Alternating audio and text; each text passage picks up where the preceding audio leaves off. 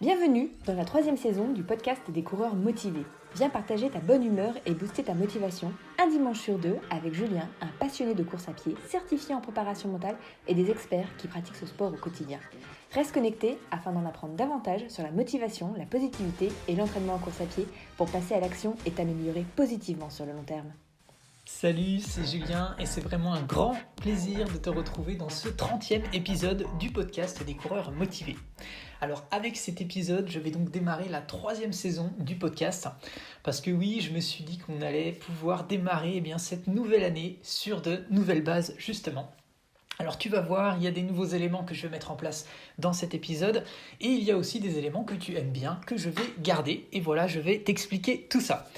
Alors déjà, tu as pu remarquer que l'intro a changé et j'espère qu'elle te plaît. Alors je ne te l'avais peut-être encore jamais dit jusqu'à maintenant, je crois. Et peut-être que tu t'en doutais d'ailleurs, mais en fait c'est bien ma chérie qui prête sa voix gratuitement pour introduire le podcast. Donc merci à elle. Alors aujourd'hui, j'ai clairement plein de choses à te raconter. Alors le cœur du sujet d'aujourd'hui, ça va traiter des résolutions. Alors oui, parce qu'en fait, en début d'année, tout le monde en parle, mais là, je vais plutôt aborder ça finalement d'une autre manière. En fait, j'ai envie que tu repartes tout à l'heure avec des méthodes concrètes et précisément 2 méthodes que tu pourras appliquer dès demain et que tu pourras essayer par toi-même. Peut-être que tu les trouveras atypiques. En tous les cas, moi je les mets en place et ça fonctionne bien pour moi. Alors je me dis si ça fonctionne bien pour moi, ça doit aussi fonctionner bien pour toi. En tout cas, je te détaillerai ça dans quelques minutes. Et j'ai donc envie que tu aies finalement une autre vision de la manière d'aborder les résolutions.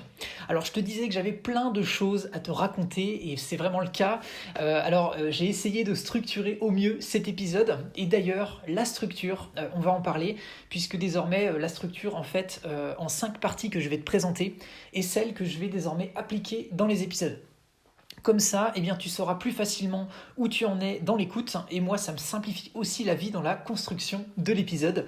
Donc comme ça, c'est du gagnant-gagnant comme on dit. Si tu découvres le podcast avec l'épisode d'aujourd'hui, sache que mon but premier en tant que préparateur mental est de t'aider à trouver ou à retrouver la motivation et de te partager des conseils pour te permettre de progresser sur le long terme en course à pied afin que tu te rapproches de l'objectif qui te tient le plus à cœur.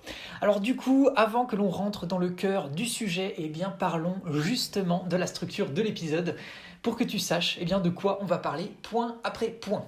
Alors première partie, il y aura les remerciements. Oui, parce que dans cette 3e saison, je vais garder les bonnes habitudes et je vais commencer par remercier toutes les personnes qui m'ont envoyé des messages, qui ont aimé le contenu et aussi avec qui j'ai pu échanger depuis le dernier épisode.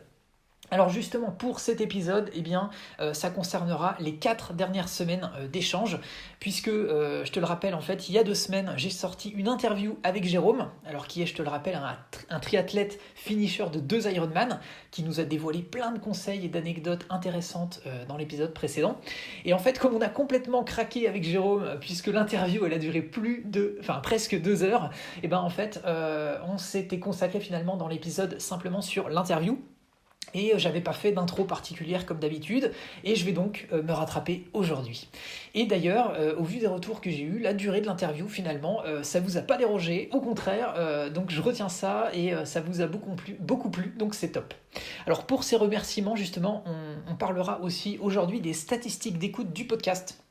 Parce que finalement, clairement, c'est grâce à toi que le podcast, il existe. Alors, je tiens à te partager ce qui s'est passé sur le podcast en lui-même depuis sa création de mars 2020.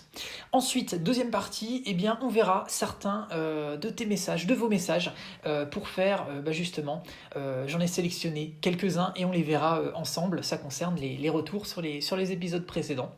Et troisième partie du podcast, les projets en cours de mon côté et aussi un petit focus sur les CVCM. Alors, je répondrai à une question qui m'a été posée pour indiquer où j'en suis dans ma préparation marathon et je te donnerai même quelques breaking news, comme on dit, sur ce que j'ai commencé à faire en plus de mon travail d'ingénieur en informatique depuis quelques semaines. Et bien sûr, je te donnerai des infos sur la prochaine CVCM, donc la 6e édition de la course virtuelle des coureurs motivés, celle de janvier. La 4e partie de l'épisode d'aujourd'hui, ce sera le cœur de l'épisode où on abordera l'autre manière de voir les résolutions Et pour ça, on rentrera concrètement justement dans les 2 techniques que je te détaillerai. Donc ces 2 techniques finalement qui seront là pour te faciliter ton passage à l'action. Et tu verras qu'elles pourront peut-être te sembler simples à première vue. Mais comme elles sont scientifiquement prouvées, eh bien je pense que ça devrait particulièrement t'intéresser. Ensuite, 5e et dernière partie de l'épisode d'aujourd'hui, pour que tu puisses justement passer à l'action, eh bien je te résumerai l'essentiel à retenir.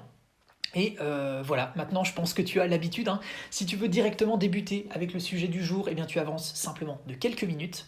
Et sinon, eh bien écoute, si ça te convient comme programme, alors installe-toi bien confortablement, ou si tu es déjà motivé, eh bien enfile tes baskets et va courir parce que c'est parti.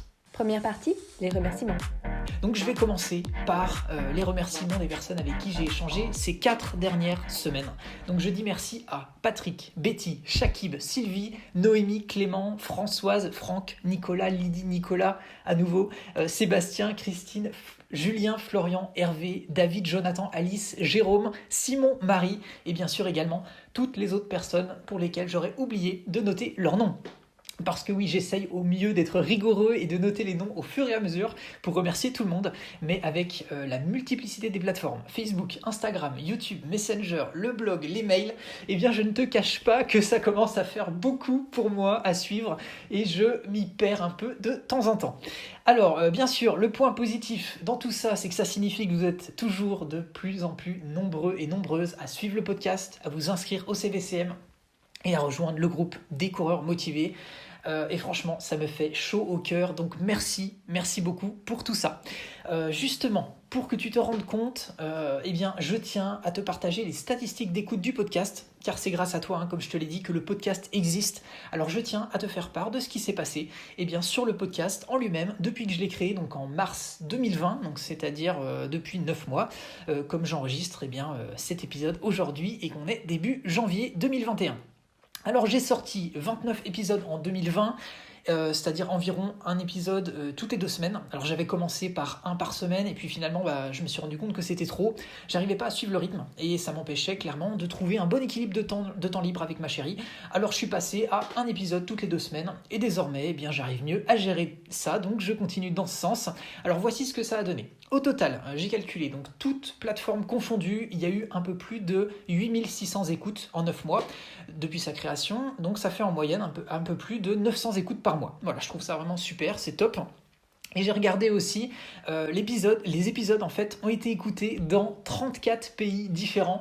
Alors je vais en citer une petite dizaine, voilà, pour que tu te rendes compte. Donc il y a eu des écoutes de France, de Canada, du Maroc, de la Suisse, du Brésil, de l'Algérie, de la Tunisie, de l'Espagne, de l'Estonie, de la Belgique, du Luxembourg, des Philippines. Alors là, spéciale dédicace à Caro qui a déjà participé justement à des CVCM et qui nous avait envoyé des photos. Donc merci à nouveau à toi Caro. Et enfin, les États-Unis. Voilà, donc je me dis, voilà, il y a certainement des bilingues ou des expats voilà, qui écoutent le podcast. Donc en tout cas, ça fait super plaisir. Voilà, donc si vous êtes dans un de ces pays-là et que vous écoutez cet épisode, eh bien merci beaucoup. Alors, ensuite, ce que je veux te montrer justement par ces chiffres, c'est pas spécialement les chiffres en tant que tels, c'est simplement que finalement, on peut pas vraiment savoir à l'avance ce que ça va donner quand on a une idée. Je dirais, il faut tout simplement se lancer et clairement, je suis ravi de l'avoir fait en mars dernier, d'avoir profité finalement du contexte très particulier de l'année dernière pour me lancer. Et d'ailleurs, je t'ai sélectionné le nom en fait de 3 épisodes que vous avez particulièrement appréciés et likés. Alors ce sont les suivants. Il y a l'épisode numéro 6 où je dévoile les 6 règles d'or que j'utilise pour progresser sur le long terme. Ensuite, il y a l'épisode 25 qui lui concerne 3 méthodes pour rester positif et motivé, même quand on est confiné et avec le moral dans les chaussettes. Et ensuite, il y a l'épisode 8 où je parle d'une histoire inspirante qui repose finalement sur comment améliorer ses performances grâce à son mental. Voilà. Alors au passage, pour continuer justement dans les bonnes nouvelles, voici ce que ça donne au niveau des statistiques par plateforme. Alors désormais, vous êtes plus de 620 abonnés sur mon compte Insta, les coureurs motivés, donc c'est génial. On est passé dernièrement à 576 abonnés sur Spotify, voilà, c'est bientôt 600, c'est vraiment top. J'ai vu qu'il y a eu un passage récent à plus de 220 inscrits sur la chaîne YouTube, alors grâce à toi Clément, merci. Et aussi sur le groupe privé des coureurs motivés, maintenant on est bientôt 190 inscrits. Voilà, franchement c'est beaucoup de motivation de partager au quotidien. Je te rappelle d'ailleurs que si tu écoutes ce podcast, sache qu'il suffit que tu m'écrives un petit email et tu auras aussi la possibilité d'intégrer le groupe privé pour booster ta motivation au quotidien. Et aussi, j'ai regardé au niveau d'Apple Podcast, on est passé à 17 notes 5 étoiles. Voilà, franchement, à nouveau, un grand merci pour tout ça. C'est vraiment top de voir finalement que vous abordez, que le podcast finalement vous intéresse, vous apporte de la valeur. Moi, j'en suis vraiment ravi. Donc, un grand merci à tous. Par contre, alors oui, je te le dis, je me rends compte qu'il y a beaucoup plus d'écoutes que de personnes qui sont abonnées au podcast. Alors justement, si tu écoutes le podcast et que tu n'es pas encore abonné, eh bien vas-y, quelle que soit la plateforme, clique sur le bouton s'abonner ou mets une étoile ou mets un like, n'importe, ce qui te fait plaisir. Voilà, maintenant ou à la fin de l'écoute, parce que finalement, eh bien, sache que c'est la meilleure manière pour toi de me faire savoir que tu apprécies mon contenu. Et finalement, d'une manière générale, ça permettra à d'autres personnes qui sont dans la même démarche que toi de trouver le podcast à l'avenir plus facilement. Voilà. Alors autrement dit, tu peux te dire que quand tu cliques sur s'abonner ou quand tu likes ou quand tu vas mettre un commentaire, eh bien toi aussi tu vas motiver d'autres personnes et ça je trouve que c'est vraiment top. Et bien sûr, tous les likes et tous vos messages positifs, moi ça m'incite clairement à continuer ma démarche de partage. Donc voilà, c'est ce que je voulais te dire par rapport à tout ça. Donc voilà qui conclut notre première partie du podcast. Maintenant on passe à la deuxième et on va regarder certains des messages que tu m'as envoyés, que vous m'avez envoyés ces derniers temps. Deuxième partie, retour sur vos messages. Alors il y a Shakib qui m'a écrit « Merci Julien pour cette belle année 2020, pleine d'activités malgré le Covid. Tu n'as pas baissé les bras, tu as encouragé les sportifs et la course à pied, bravo. » Alors merci à nouveau à toi Shakib pour ce commentaire. Clairement c'est tout à fait ça, tu as très bien résumé. Ensuite il y a Patrick qui dit « Je te présente tous mes vœux pour cette nouvelle année et j'en profite également pour te remercier pour l'énergie dépensée pour les coureurs motivés. » Eh bien merci à nouveau Patrick. Et d'ailleurs, Patrick s'est inscrit à la CVCM de janvier sur 10 km, donc c'est top. Ensuite, il y a Catherine qui commente « Toujours de bons conseils basés sur des stats. Besoin en effet de faire un bilan de cette année si particulière, tant sur notre perso, pro et sport, pour mieux repartir. Merci. » Alors avec plaisir Catherine, et effectivement, alors là elle fait référence à l'épisode 28 où j'indiquais pourquoi c'était important à mes yeux de faire un bilan chaque année. Donc merci à nouveau à toi Catherine. Alors il y a aussi Marie qui partage « Merci Julien pour ce podcast. Très bon bilan avec plein de motivation et des conseils. Je serai toujours là pour t'écouter car je tiens vraiment à arriver à mon objectif. En attendant, je te félicite pour ton organisation et bravo. » Alors franchement Marie, ta fidélité d'écoute, ça me fait vraiment super plaisir et d'ailleurs on est tout cœur avec toi pour l'atteinte de ton objectif. Il y a ensuite Betty qui nous dit « Merci encore pour tes podcasts et le groupe sympathique. » Alors merci à nouveau à toi Betty, elle fait référence ici au groupe privé dont elle fait partie et c'est vrai que le groupe est vraiment sympa. Et enfin, j'ai sélectionné le commentaire de Sylvie qui dit « À bientôt pour se retrouver pour de nouveaux challenges, même virtuels, que du bonheur sportif partagé. » Alors merci Sylvie, bravo à toi pour tous les kilomètres que tu as parcourus lors des CVCM et oui, beaucoup de bonheur partagé lors de notre challenge en 2020. Alors voilà donc pour la deuxième partie du podcast. Maintenant on va passer à la troisième partie qui concerne les projets en cours de mon côté et les news concernant les CVCM. Troisième partie, les news et les projets en cours. Alors vous avez été plusieurs à m'écrire pour me demander où j'en étais en ce moment avec ma préparation marathon. Alors déjà on va commencer par les news de mon côté. Alors les vacances de Noël sont terminées, les derniers travaux entrepris à la maison sont terminés également et donc la reprise du boulot et bien sûr en mode geek devant l'écran et en face de l'écran et sur le clavier. Alors justement en ce moment je suis en pleine préparation marathon. Donc là, j'en suis donc à ma deuxième semaine qui se termine. Donc il m'en reste 10, puisque je me suis prévu donc 3 mois de préparation avec 4 entraînements par semaine. Alors oui, le planning clairement bien chargé, mais voilà, je connais, je connais mon corps, donc je sais que c'est une fréquence idéale pour moi d'entraînement. Et donc voilà, donc ça se poursuit, ça se passe bien, donc voilà pour ça. Et ensuite, on m'a demandé quelle était ma cible de temps pour ce marathon. Alors, ma cible, c'est de viser 3h30 ou en dessous, voilà, sachant que mon premier marathon, je l'avais fait en 4h21. Alors voilà, j'avais eu des crampes, donc voilà, ça explique tout ça. Mais en tous les cas, je sais que voilà, la cible que je me donne, c'est quelque chose qui sera bien sûr difficile, mais ça me semble réaliste selon moi, donc je vais poursuivre l'entraînement et surtout me focaliser sur chaque entraînement plutôt que de me focaliser sur ce timing-là en particulier, car finalement, mon objectif premier, c'est vraiment d'arriver à courir ce deuxième marathon en y prenant vraiment du plaisir. Voilà, donc je vais le courir comme annoncé en off, donc pas sur un parcours officiel, mais je vais créer mon propre parcours. Et donc l'idée, c'est que j'ai une référence avant de me lancer un petit peu plus tard sur un parcours officiel. Voilà, donc ce sera mon deuxième marathon. Et puis bien sûr, je reste toujours très humble par rapport à cette distance, de 42,195. De 42 km 195. Voilà. Alors en parallèle, je voulais vous dire que je me suis lancé en tant qu'auto-entrepreneur à côté de mon travail. Donc pour continuer tout simplement de vous apporter de la valeur au travers du podcast, du blog et des CVCM. Alors finalement, ce statut, il est simplement lié au fait que comme je propose maintenant du contenu payant, il me fallait une structure pour pouvoir déclarer tout ça dans une comptabilité dédiée. Et au passage, si vous voulez vous aussi vous lancer, sache que je trouve que le statut d'auto-entrepreneur en France est vraiment bien fait. Voilà, donc quand il y a des choses qui sont bien faites, il faut le dire. Alors, je te le dis.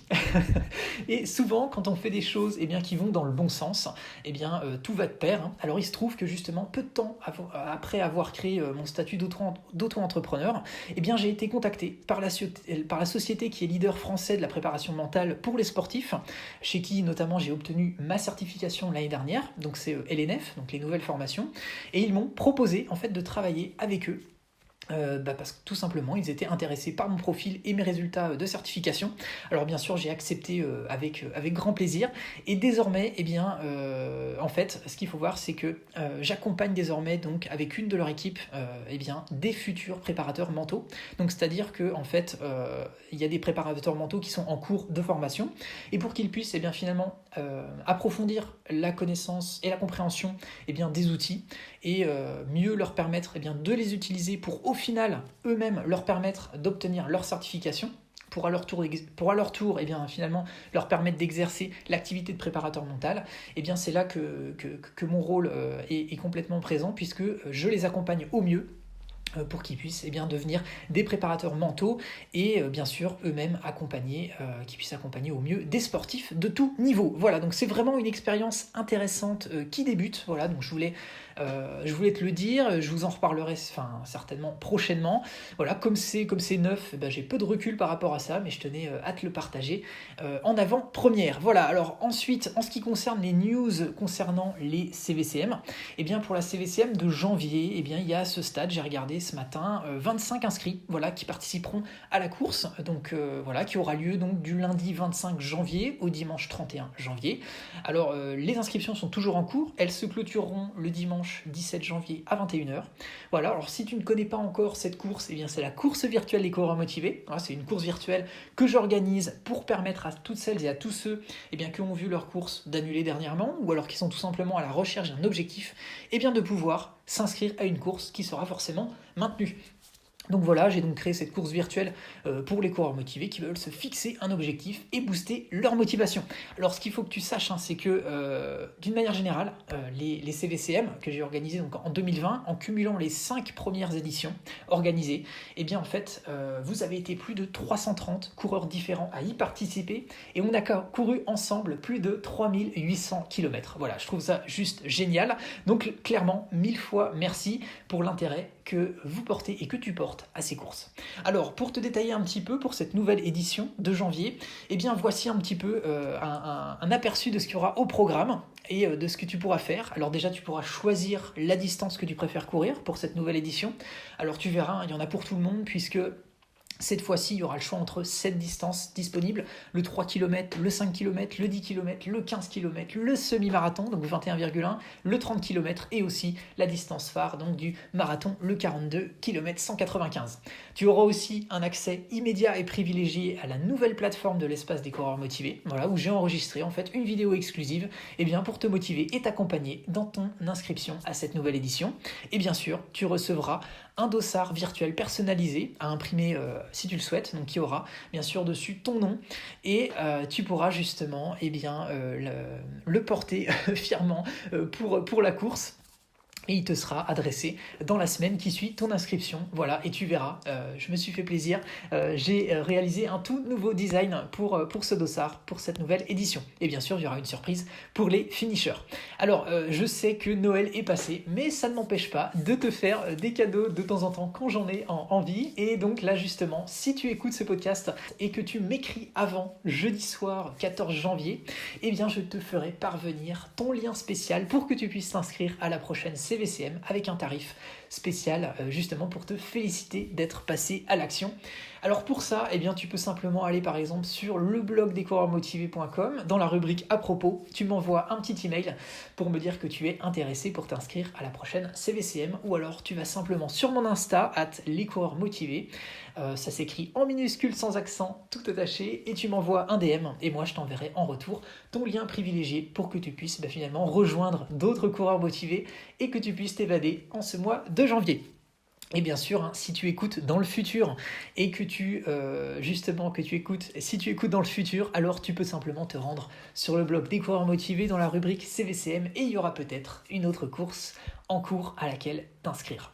Alors voilà qui clôture notre 3e partie du podcast et maintenant on va rentrer dans la 4e partie, le cœur de l'épisode où l'on aborde l'autre manière de voir les résolutions. C'est parti. 4e partie, le cœur de l'épisode. Alors, oui, parce que peut-être que si je te dis des phrases du genre « c'est décidé cette année, je me remets au sport » ou alors encore « cette année, c'est décidé, je perds 5 kilos ». Alors voilà, ça te parle peut-être, voilà ce genre de résolution. Et effectivement, alors déjà, ce qui est bien, c'est qu'en soi, c'est positif parce que ça veut dire que si ce genre de choses te parle, ça veut dire que tu veux du changement, tu vas identifier finalement des choses que tu voulais changer dans ton quotidien. Alors déjà ça, c'est très bien, bravo pour ça. Et par contre, ce qu'il faut voir, c'est que il y a quelque chose à avoir à l'esprit qui est très important. Parce qu'entre nous, on est bien d'accord qu'au fond de soi, on sait que les résolutions, en fait, on les tient très très peu sur la durée. Alors, j'ai lu différentes statistiques et je les partage avec toi aujourd'hui. Alors, en 2002, j'ai lu une étude qui a été publiée dans le Journal of Clinical Psychology. Alors en fait, il y a eu 159 personnes qui ont été suivies et qui avaient pris justement des résolutions. Et en fait, ce qu'il faut voir, c'est qu'un mois après, c'est une personne sur 3 qui avait tout simplement abandonné ses résolutions, 36% pour être précis. Et 6 mois après, c'est simplement une personne sur 2, 54% qui avaient abandonné leur résolution. Voilà, donc ça déjà, ça donne une tendance. Ensuite, j'ai regardé une autre étude qui a été menée, donc là cette fois-ci sur 3000 personnes. Donc ça, c'était en 2010. Et en fait, là, tout simplement, le bilan, c'est qu'il y a seulement 12% de personnes qui ont réussi à tenir leur résolution sur l'année. Et en fait, il y a aussi une spécialiste de la psychologie de la motivation qui l'explique bien et qui donne une astuce très intéressante et qui dit pour parvenir à tenir ses résolutions, le mieux est de n'en prendre qu'une.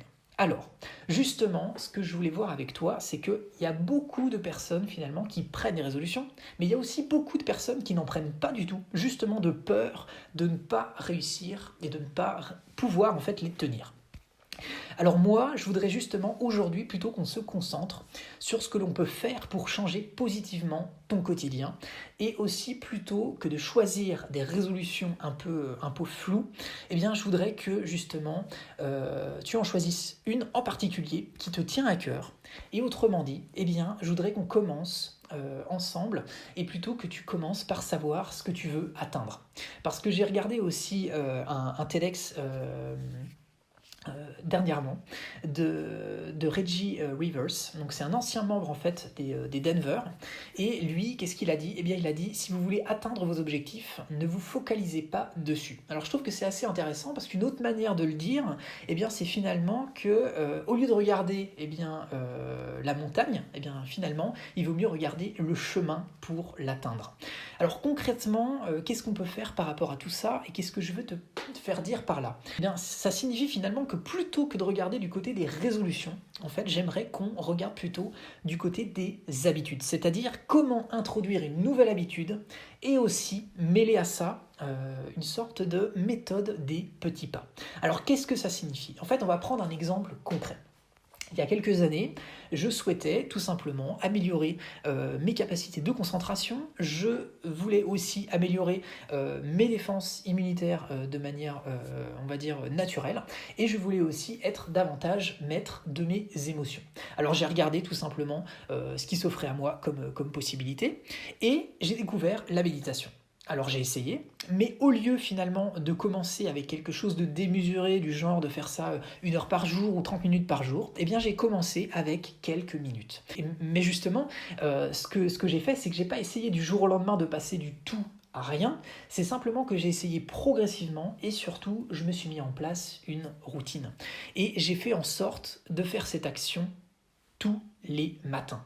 Et désormais, en fait, ce qu'il faut savoir, c'est que je médite donc depuis plusieurs années, et depuis, j'ai mis en place ce que je partage avec toi dans cet épisode. C'est-à-dire que je vais te montrer, je vais te donner quelques statistiques pour que tu puisses te rendre compte concrètement ce que ça donne avec les chiffres. Alors justement, si je partage avec toi mes statistiques, depuis que je me suis abonné donc à Headspace, donc ça parce que j'utilisais justement j'utilisais différentes applications pour méditer, et maintenant je me suis focalisé sur Headspace. Donc depuis janvier 2020, donc ça va faire 1 an que j'utilise Headspace. Alors ce qu'il faut voir, c'est que sur l'année, eh bien, avec cette application, j'ai fait 234 sessions de méditation de 10 minutes, ce qui représente 38 heures de méditation cumulées sur l'année. Mais surtout, ce qui est intéressant de voir, c'est que depuis que j'applique les méthodes dont je vais te parler justement, que je vais te décrire précisément dans cet épisode, eh bien, j'en suis à 161 jours de méditation de suite. Voilà, sans rater un seul jour en fait. Et pourquoi ça fonctionne ? Eh bien, désormais, c'est parce que c'est rentré pour moi dans un schéma habituel et c'est devenu une habitude.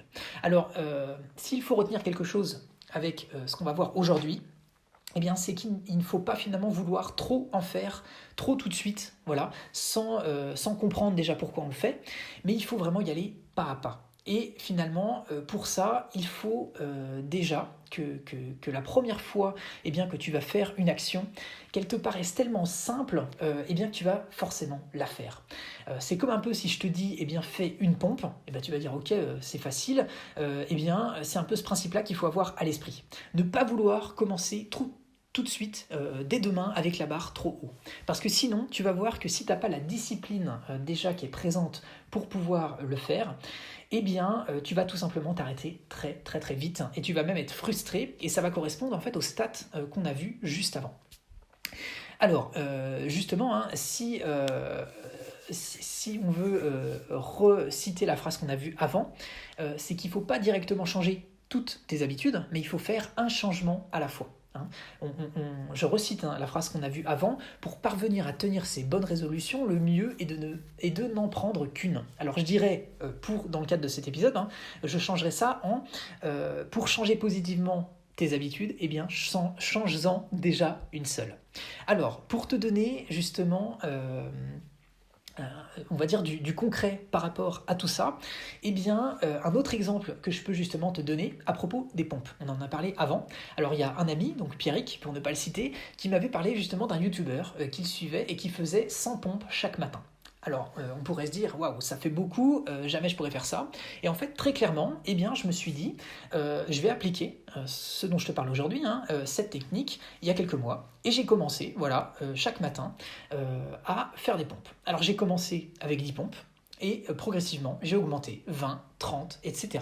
Et en fait, je me suis rendu compte que j'ai atteint finalement assez rapidement 50 pompes chaque matin avec beaucoup plus d'aisance et au final, oui, c'est possible. Et tout simplement, j'ai pas directement le premier matin appliqué le fait de faire 100 pompes directement. Non, j'y suis allé étape par étape. Et c'est vraiment tout ce genre de changement dont on va parler aujourd'hui ensemble. Alors, tu vas peut-être me dire, ok, c'est super, mais finalement, tu m'avais parlé de 2 techniques que tu voulais partager avec nous, et c'est quoi ? Alors, rassure-toi, on y vient.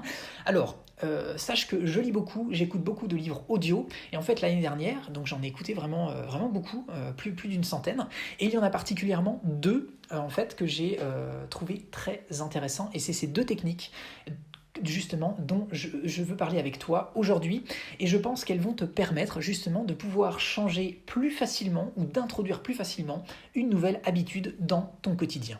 Alors, Parce que souvent, finalement, le problème, il réside ici. On a envie de changer, mais on n'arrive pas à passer à l'action. Surtout au début, quand on a justement quelque chose, c'est comme si on avait finalement quelque chose qui nous retient.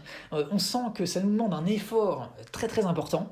Et alors ça, c'est valable justement pour le fait de, par exemple, se mettre au sport ou d'avoir d'autres changements dont on a parlé avant. En tout le cas, c'est souvent un gros problème, c'est le passage à l'action. Alors justement, on va commencer par parler de la règle des 5 secondes. Alors en fait, ce qu'il faut voir, c'est qu'après 5 années de recherche, en fait, Mel Robbins, elle a découvert que la méthode des 5 secondes est en fait une méthode prouvée pour engendrer des changements au niveau du cerveau et précisément au niveau neuropsychologique. Alors, ce qu'il faut voir, c'est que, en fait, dans notre journée, alors que ce soit ta journée ou ma journée, en fait, on a tous des moments où on a des envies, des désirs, des idées qui nous passent, mais très vite, en fait, ces moments, ils passent et on les oublie.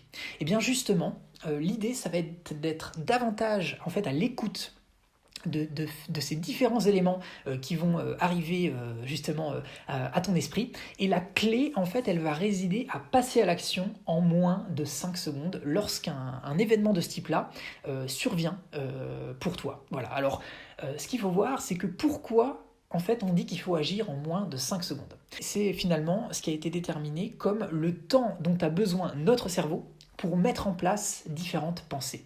Et en fait, c'est-à-dire que ces pensées-là, au bout de 5 secondes, elles vont aller à l'encontre de l'idée ou de l'envie initiale qu'on avait justement, qui était justement venue à nous. Et celles-ci, en fait, elles vont nous pousser justement à ne pas passer à l'action.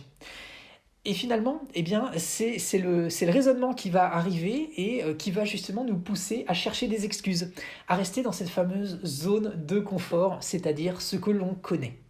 Donc, ça peut paraître simple, mais comme tu verras, si tu testes en fait cette méthode, c'est pas forcément facile à mettre en œuvre. Parce qu'en fait, changer quelque chose qui est ancré, c'est pas simple, c'est difficile. Mais qui dit difficile ne dit pas impossible. Alors, le problème, c'est donc que le cerveau, il va toujours privilégier par défaut ce qui demande en quelque sorte le moins d'efforts possible.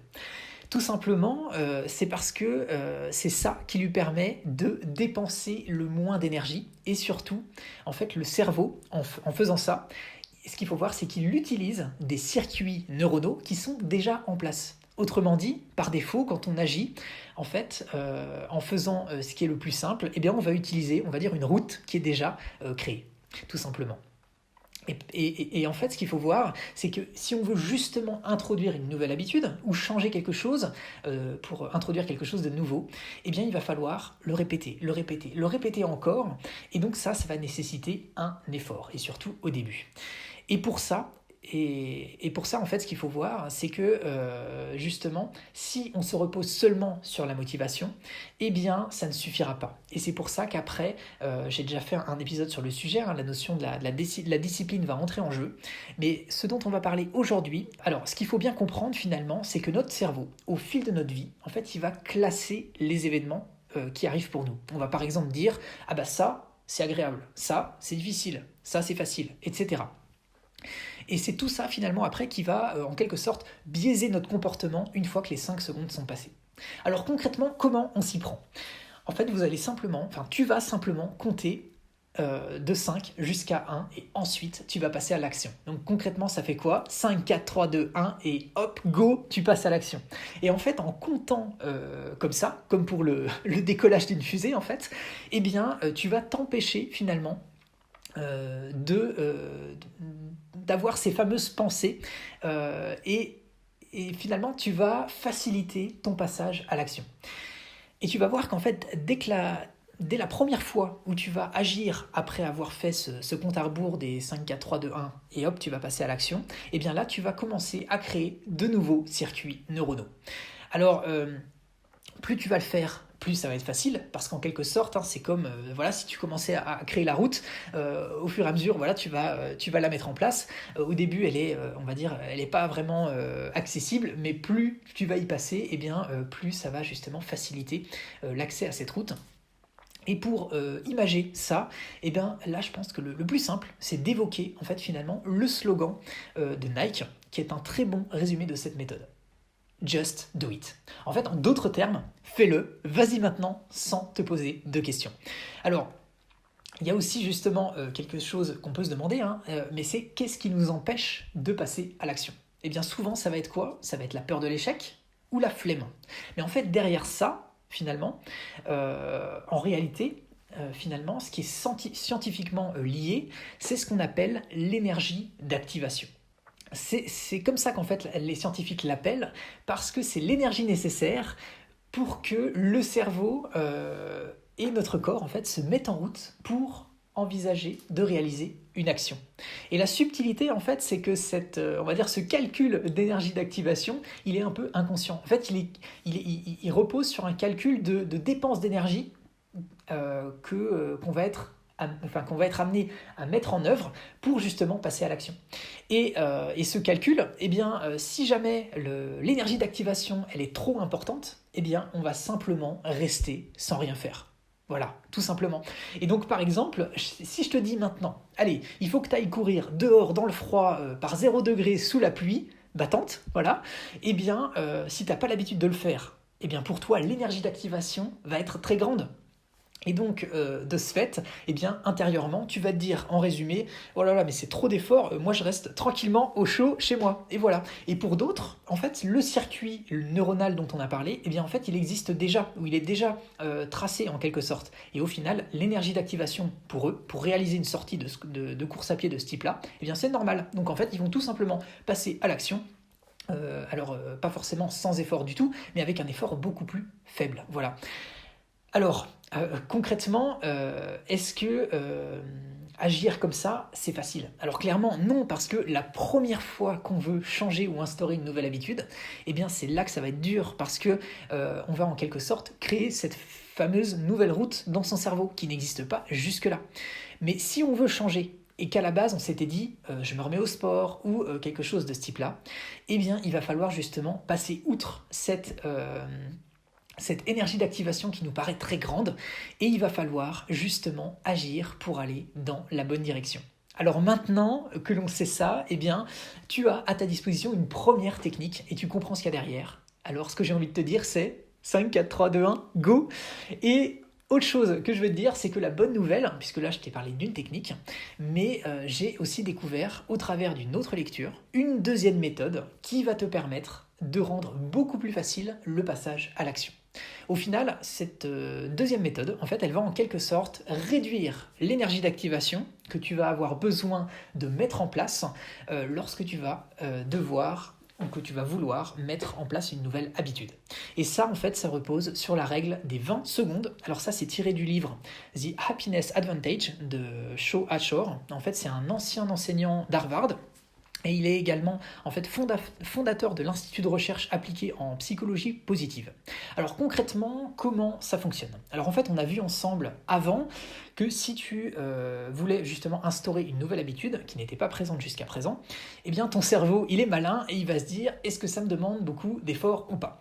Et au bout de 5 secondes, en fait, si tu n'as pas agi, eh bien il va commencer en plus à chercher, eh bien on va dire des excuses, et il va surtout chercher les circuits neuronaux qui existent déjà et qu'est-ce qui lui coûterait le moins d'énergie à la place. Alors, un bon exemple concret, en gros, si tu as pris par exemple la résolution de te remettre au sport. Mais là, par exemple, tu es sur ton canapé et tu as par exemple l'habitude, on va dire, d'attraper la télécommande et de regarder ta série préférée ou encore de passer du temps sur les réseaux sociaux. Eh bien, ce qui est sûr ici, c'est que ton énergie d'activation pour pouvoir faire ça, elle est très faible, voilà, puisque justement les circuits sont déjà en place, donc ça te demande très peu d'énergie. Mais une manière de hacker ton cerveau en quelque sorte, eh bien, c'est simplement de préparer en amont le terrain. En fait, l'idée, c'est que tu vas complexifier la tâche qui est en lien avec le fait de démarrer justement ta série préférée. Et pour ça, concrètement, qu'est-ce que tu peux faire ? Eh bien, tu vas par exemple prendre la télécommande, tu vas la mettre loin dans un tiroir, dans une autre pièce, et tu vas carrément enlever les piles et que tu vas ranger dans un autre tiroir. Et en parallèle, eh bien, ce que tu vas faire, c'est que tu vas faciliter la mise en route de l'action qui est liée, par exemple, au fait d'aller faire du sport. Et pour ça, qu'est-ce que tu peux faire? Tu peux directement sortir tes baskets de course à pied, mettre à portée l'ensemble des vêtements que tu vas avoir besoin pour justement aller faire ta sortie, etc. Pour qu'elle soit justement accessible de manière très simple et seulement en quelques secondes.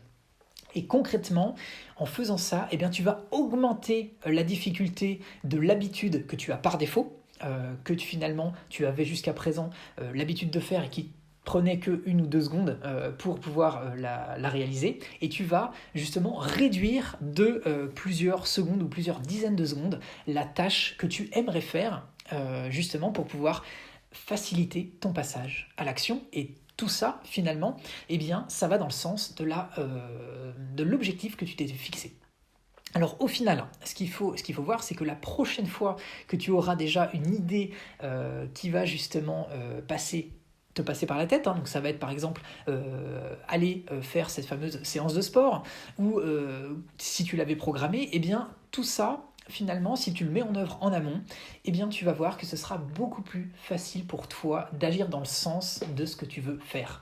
Parce que ton énergie d'activation, eh bien ça te demandera finalement beaucoup moins d'efforts, puisque cette énergie d'activation va être beaucoup plus faible pour ce que tu as envie de faire et beaucoup plus élevée pour ce que tu as l'habitude de faire. Voilà. Alors, lorsque ton finalement cerveau va commencer à analyser inconsciemment différentes choses qui s'offrent à lui, eh bien, ce qu'il faut voir, c'est que le premier circuit neuronal va se dire, par exemple, oh là là, mais si je veux regarder ma série préférée, il faut déjà que j'aille dans le premier tiroir qui est à l'autre bout de la pièce. Alors, il faut que je prenne la télécommande, que je remette les piles à l'intérieur, que je revienne ici. Oh là là, ça c'est trop.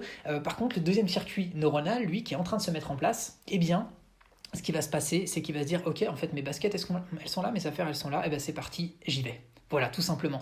Eh bien, tout ça, c'est valable également, je ne sais pas si tu veux, par exemple, jouer d'un instrument de musique. Voilà, tu prends ta guitare, tu la mets à disposition dans ton salon. Eh bien, voilà, tout simplement, tu vas agir positivement sur cette fameuse énergie d'activation pour la diminuer, l'emmener au plus faible. Et en plus, tu vas pouvoir coupler ça avec le 5, 4, 3, 2, 1, go. 5e partie, la synthèse. Ce qu'il faut retenir justement, c'est qu'il est déjà possible de changer ses habitudes. Mais si tu fais comme tout le monde, eh bien tu auras les mêmes résultats que tout le monde. Et d'après les statistiques, eh bien c'est pas forcément génial ce qu'on a vu, puisqu'il y a très peu de personnes qui arrivent à tenir leurs résolutions et leurs objectifs sur l'année. Alors en résumé, ce qu'on a vu ensemble aujourd'hui, eh bien c'est qu'il faut déjà commencer par identifier ce que tu as envie de changer. Voilà, tu regardes, on va dire, les habitudes que tu veux enlever ou modifier et celles que tu veux introduire. Et pour ça, tu en identifies d'abord une seule, qui va directement dans le sens de tes objectifs. Et justement, tu vas remplacer, on va dire, une ancienne habitude ou une habitude qui ne va pas dans le sens de ce que tu veux, par cette nouvelle habitude qui va bien dans le sens de ce que tu veux. Ensuite, tu vas directement mettre en pratique régulièrement un passage à l'action avec la méthode des 5 secondes. On se rappelle, 5, 4, 3, 2, 1, go, et hop, on passe à l'action directement sans se poser de questions pour créer les fameux, justement, les nouveaux circuits neuronaux pour instaurer cette nouvelle habitude. Et ensuite, en complément de ça, eh bien, tu prépares le terrain. Voilà, tu regardes sur quoi tu peux agir pour justement diminuer l'énergie d'activation dépensée en employant justement la méthode justement des 20 secondes, la méthode de simplification de la tâche à accomplir et la complexification volontaire de l'autre tâche que tu avais l'habitude de faire jusqu'à maintenant, mais qui ne va pas, elle, dans le sens de ta cible. Voilà, comme ça, avec ces différents éléments, eh bien, tu vas pouvoir mettre en place progressivement cette nouvelle habitude et surtout, tu vas pouvoir changer positivement par rapport à ce que tu as prévu. Et bien sûr, comme tout ça, ce sont des méthodes qui sont prouvées scientifiquement, et bien voilà, je pense que ça t'intéressera de les tester. Alors je dirais à toi de jouer maintenant, applique au moins un des éléments qu'on a vus ensemble aujourd'hui, comme ça tu pourras passer à l'action. Ce que je t'invite à faire maintenant, si tu as aimé cet épisode, et bien pour apporter de la visibilité au podcast et pour permettre à d'autres personnes qui sont dans la même démarche que toi de le trouver plus facilement, et bien je t'invite à mettre maintenant un like, à t'abonner ou à mettre un commentaire sur la plateforme sur laquelle tu es en train de l'écouter. Et c'est la meilleure manière pour toi de me faire savoir que le contenu que je te propose te plaît. Et bien sûr, pour moi, c'est toujours un plaisir de lire tes commentaires, d'y répondre et d'avoir tes retours pour continuer de m'améliorer dans le contenu proposé. Et bien voilà, on en a terminé avec l'épisode du jour. J'en profite pour te remercier vivement d'avoir écouté ce podcast, car c'est vraiment en l'écoutant que tu le fais vivre.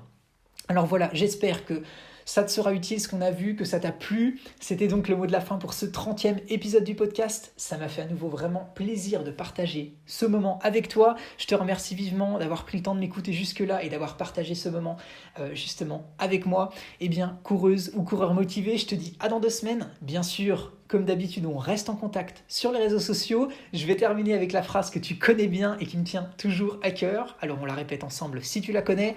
Un pas après l'autre, positif et motivé, on avance ensemble vers ton objectif. Prends bien soin de toi et j'espère te retrouver pour la prochaine ZVCM. Allez, salut!